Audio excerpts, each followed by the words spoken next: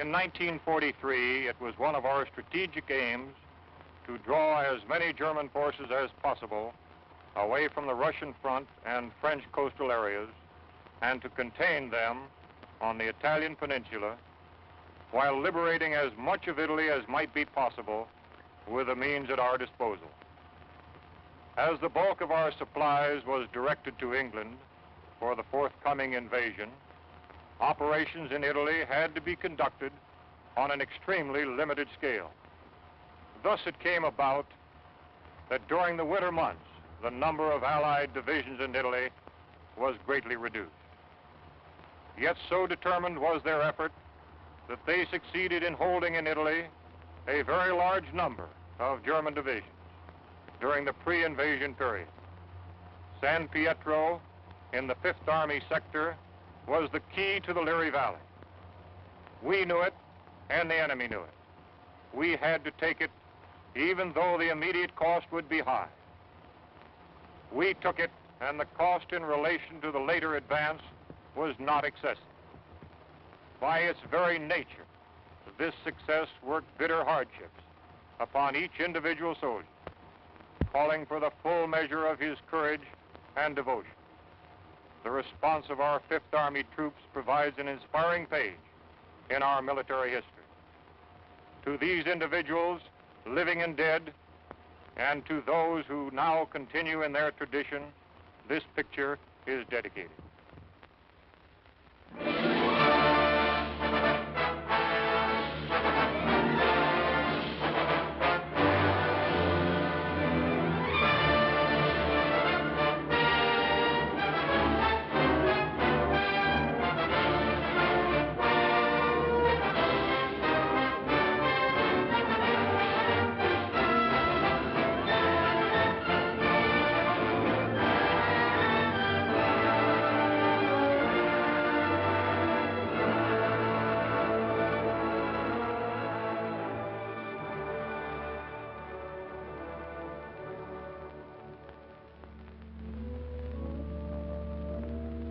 Liri Valley lies in the Italian Midland, some 60 miles northwest of Naples to some 40 miles southeast of Rome.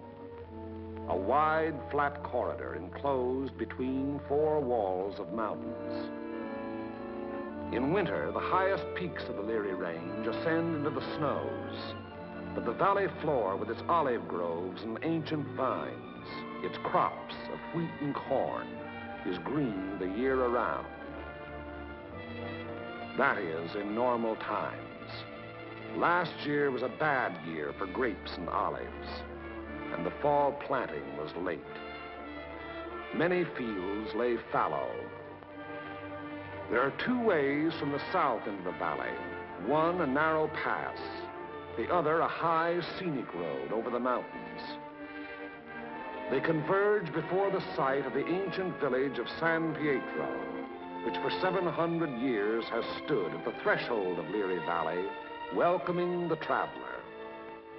The stones of its walls were quarried out of the parent hill from whose slopes it rises. Population 1,412 at the last census. A farming community. Patron saint, Peter. Point of interest, St. Peter's, 1438. Note, interesting treatment of chancel.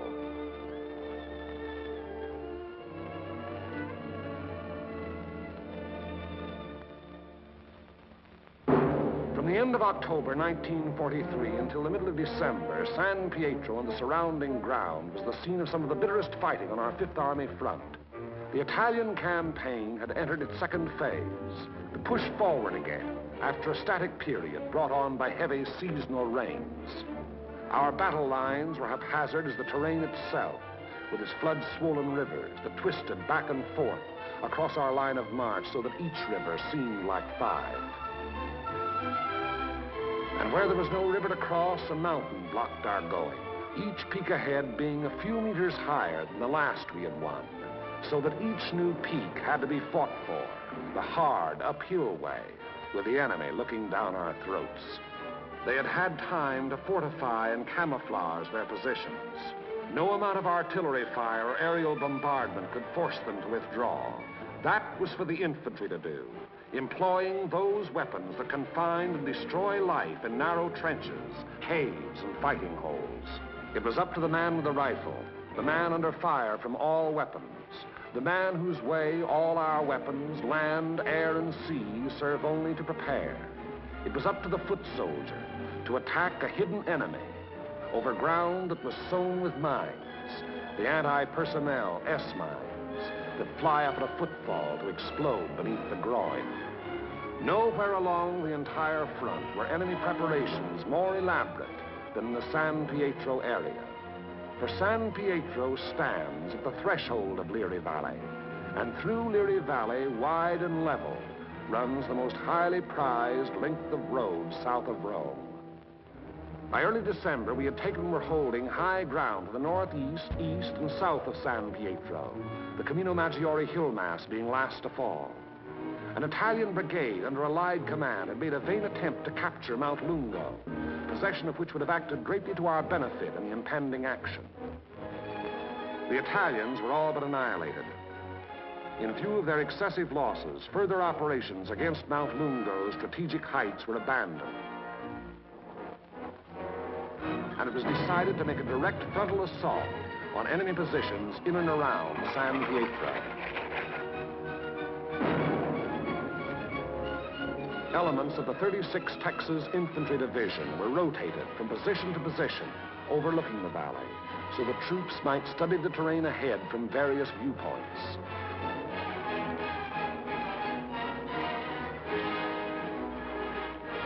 Patrol activity was continuous.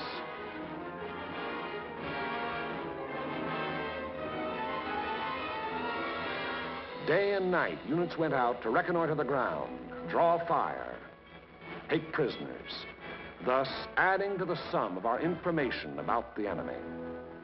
High points, Mount Lungo's 351 and Mount Samucro's 1205 and 950 were all manned in force. The town itself was strongly garrisoned with numerous mortar, machine gun, and heavy weapon emplacements. 4 enemy battalions were dug into a line of connecting trenches and mutually supporting pillboxes in depth that extended from the base of Mount Lungo, northeast across the valley floor to the base of Mount Samucro. Another battalion was organized to defend the high ground northwest of San Pietro. Areas before these positions were heavily mined and held a confusion of barbed wire and booby traps. On the afternoon before, D-Day and H-Hour were communicated to battalion commanders.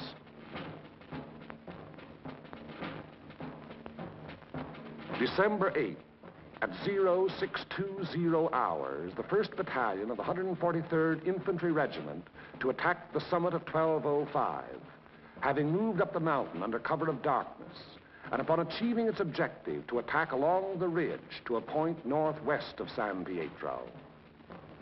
The 3rd Ranger Battalion likewise to attack 950, another feature of the Mount Samucro hill mass. The 2nd Battalion of the 143rd to attack over the terraced olive orchards northeast of San Pietro. The 3rd Battalion acting in support to follow the 2nd at 400 yards. Of the original force to establish the beachhead at Salerno, the 143rd had since spent all but a fortnight in action under extremely bitter weather conditions. At Salerno, at the Volturno crossing, it had taken mortal punishment. The task ahead promised no less bloodshed, yet it was undertaken in good spirits and high confidence. The 1st Battalion began the long, rugged climb up Mount Samucro.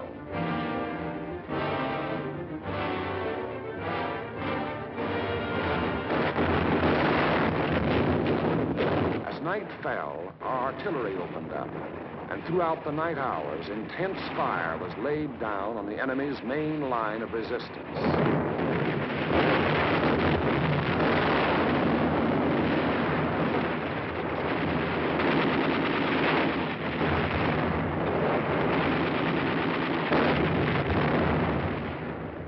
It had rained most of the night, and it was raining at each hour when the 2nd and 3rd Battalions crossed the line of departure.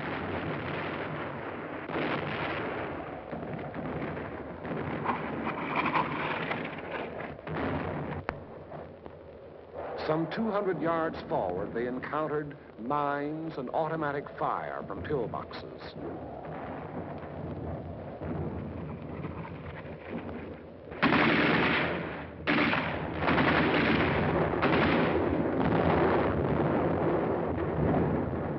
Artillery were deadly accurate by reason of excellent enemy observation from Mount Lungo, overlooking our advance, which continued another 200 to 400 yards.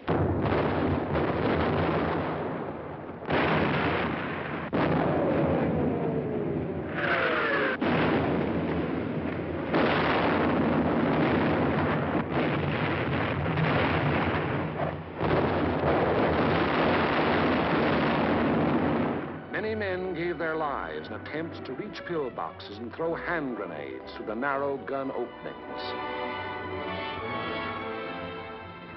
The 3rd Battalion was committed.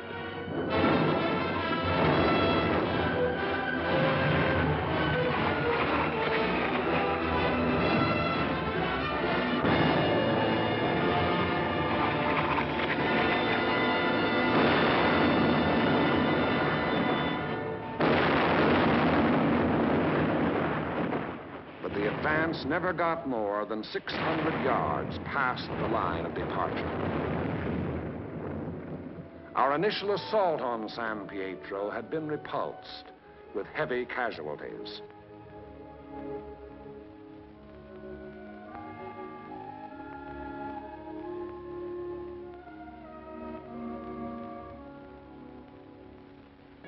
The attack on Hill 1205, however, was a brilliant success. Leading elements of the 1st Battalion had gained the summit of the objective before a strongly entrenched enemy knew that an assault was in progress.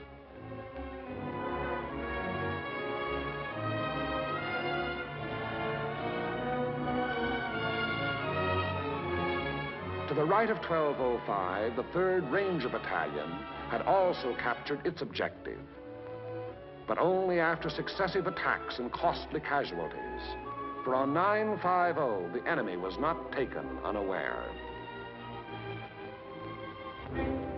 Counterattacks were to be expected on both 1205 and 950. They were not long developing.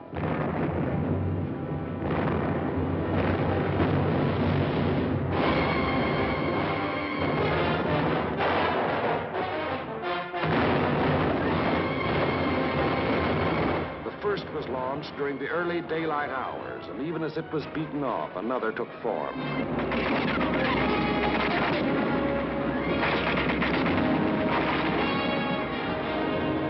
Day and night they followed in unremitting violence.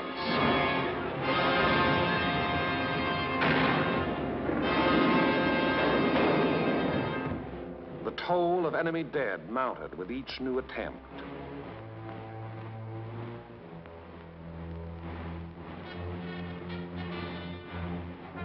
But German prisoners captured on 1205 and 950 said they had been ordered to retake those positions at all cost.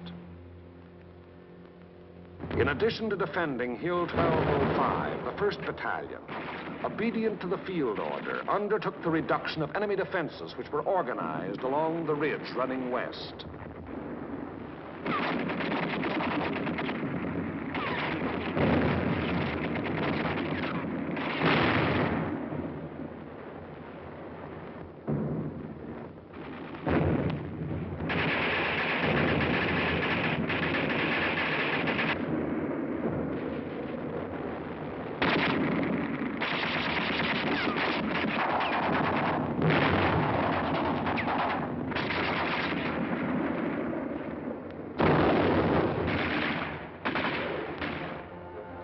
On the 12th of December, the 1st Battalion was reinforced by the 504th Parachute Battalion, which took over and maintained the defenses of 1205 and 950. thereby enabling the 1st Battalion to throw its entire remaining strength into the assault along the ridge. But the 1st strength had dwindled and shrunk in the 5 days past, and there was now a question as to whether its existing numbers were sufficient to prevail. Reports during the night of the 14th of December stated that the enemy was offering bitter resistance and that the issue was in grave doubt. Meanwhile, on the olive terraces below, the 2nd and 3rd Battalions had twice again attempted to reach their objective. Both times they had come up against a wall of automatic weapon, mortar, and artillery fire.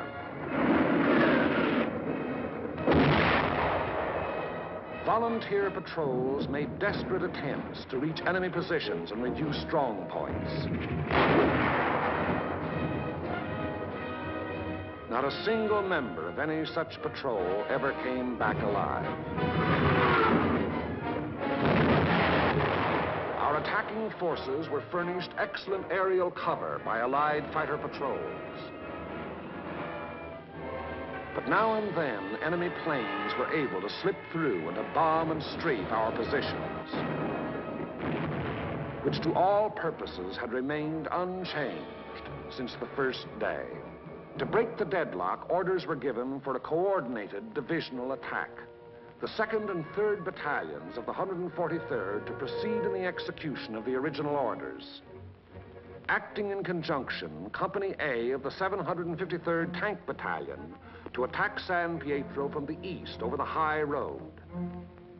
1 battalion of the 141st to attack over the flat valley floor. After nightfall on D-Day, the 142nd Infantry Regiment to attack Mount Lungo. The earlier decision not to attack those strategic heights having been reversed in view of the present critical situation. In preparation for the attack, all 5th Army artillery within range, including tanks and all tracks, was directed against San Pietro and the surrounding area.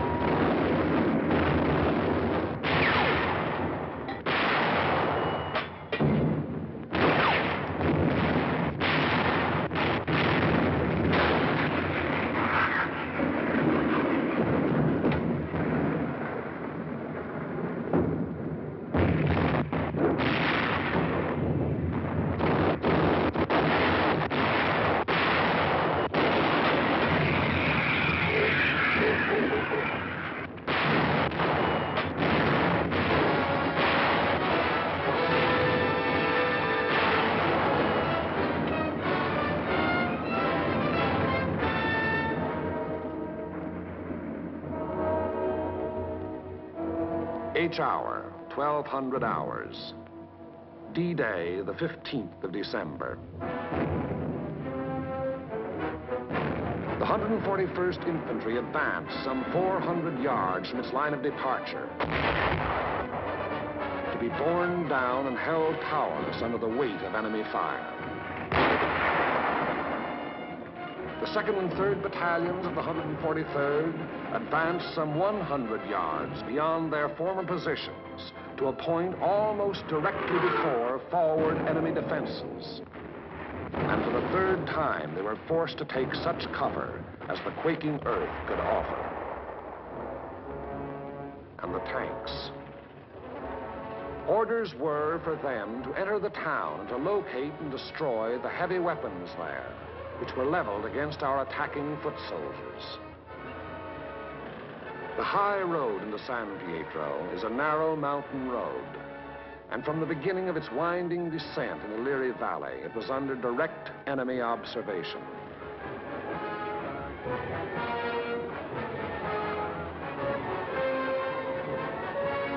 "16 tanks started down that road. 3 reached the outskirts of the town.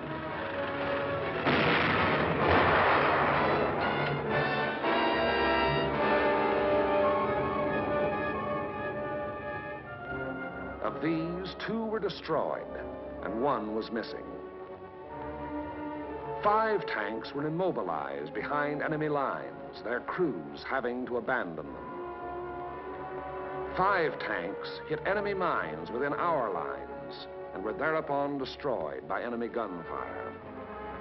4 tanks returned to the bivouac area.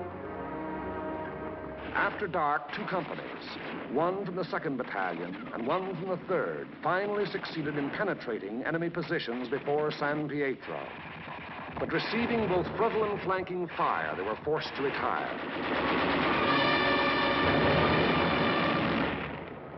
Company E having been reduced in strength to a handful of riflemen, and Company L faring little better.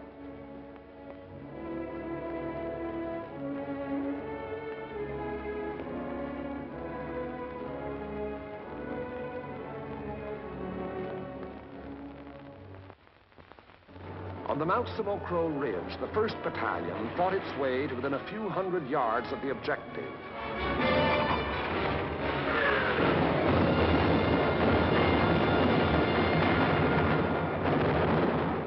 But it had paid for ground gained at the rate of a man a yard, and it did not have strength to carry the fight any further forward. On Mount Lungo, however, despite bitter resistance, battalions of the 142nd, in successive waves, kept pushing upwards. Until, in the early daylight hours of the 16th of December, its foot soldiers had gained the summit and were wiping up what remained of a stubborn enemy. And that height proved to be a key position in the enemy plan of defense. For even as Mount Lungo fell, the enemy throughout the San Pietro area made preparations to withdraw. Almost invariably, the enemy will counterattack to cover a withdrawal. The first violent thrust was delivered within a few hours.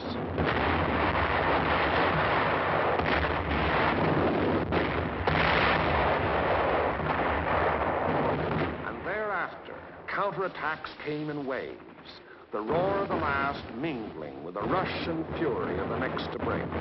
Many companies lost all their officers. Enlisted men came forward as inspirational leaders to rally their battered companies into resisting yet one more onslaught.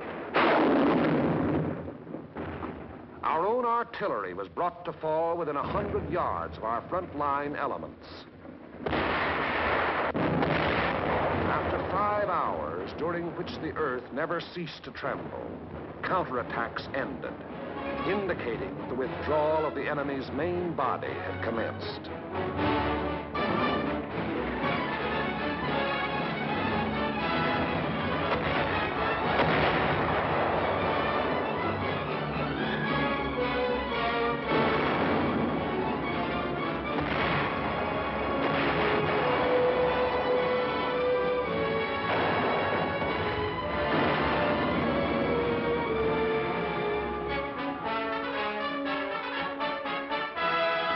In an effort to maintain contact with the enemy, our patrols immediately pushed ahead.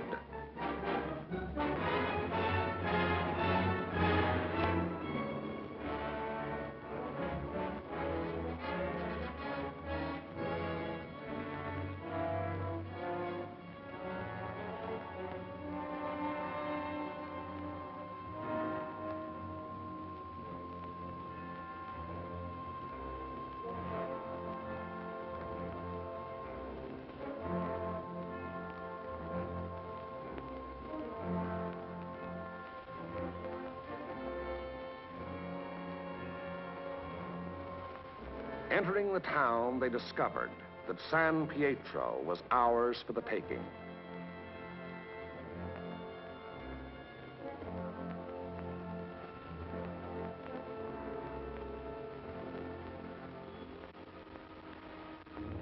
The 2nd and 3rd battalions, less than a rifle company in strength, weary to death who were alive, stumbled forward past San Pietro to consolidate gains and re-establish contact with the enemy, now taking up new positions some 5 kilometers beyond.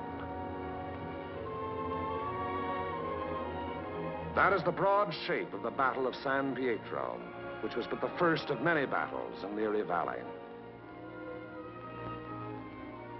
It was a very costly battle. After the battle, the 143rd Infantry Regiment alone required 1,100 replacements.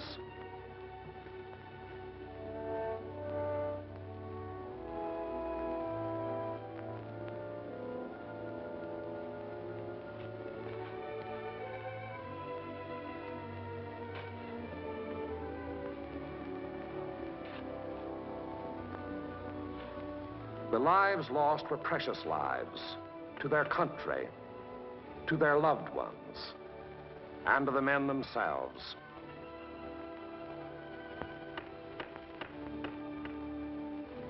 For the living of the 143rd Infantry Regiment, more than 100 decorations for acts of valor above and beyond the call of duty. Many among these you see alive here have since joined the ranks of their brothers in arms who fell at San Pietro. For ahead lay San Vittore and the Rapido River and Cassino, and beyond Cassino more rivers and more mountains and more towns, more San Pietros, greater or lesser, 1,000 more. As the battle passed over and beyond San Pietro, westward, townspeople began to appear, coming out of their caves in the mountains where they had stayed in hiding during the enemy occupation. They were mostly old people and children.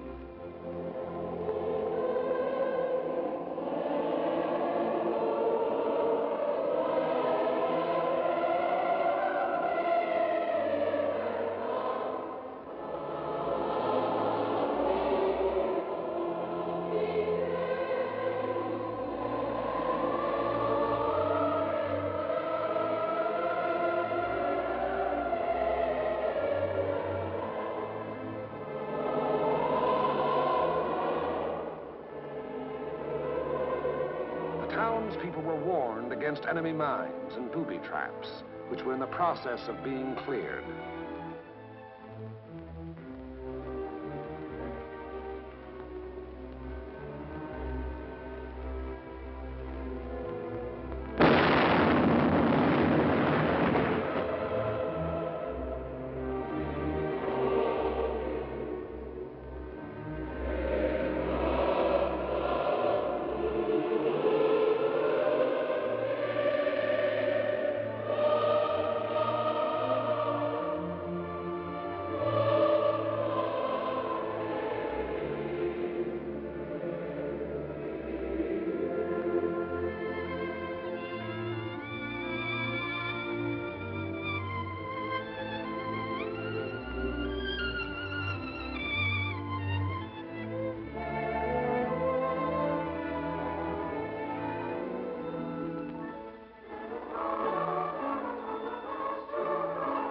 Children are able to forget quickly. Yesterday they wept. Today there are smiles and even laughter.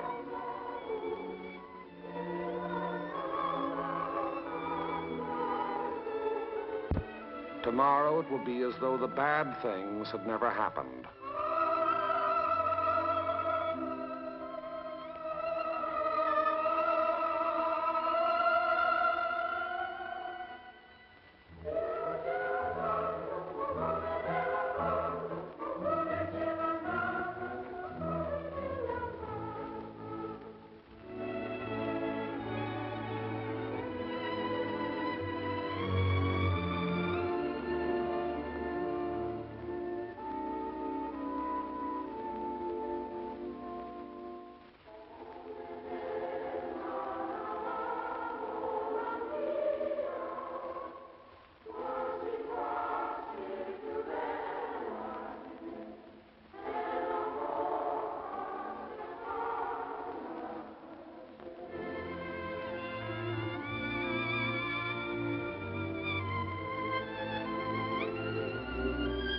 Living was resumed in San Pietro.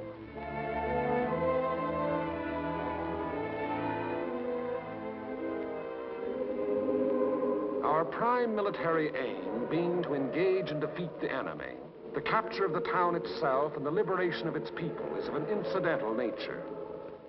But the people in their military innocence look upon us solely as their deliverers. It was to free them and their farmlands that we came.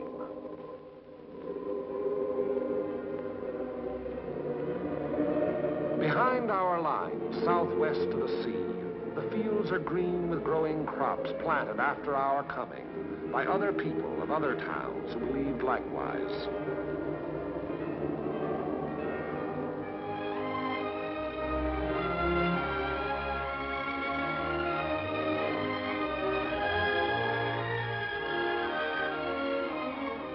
The new won earth at San Pietro was plowed and sown. It should yield a good harvest this year.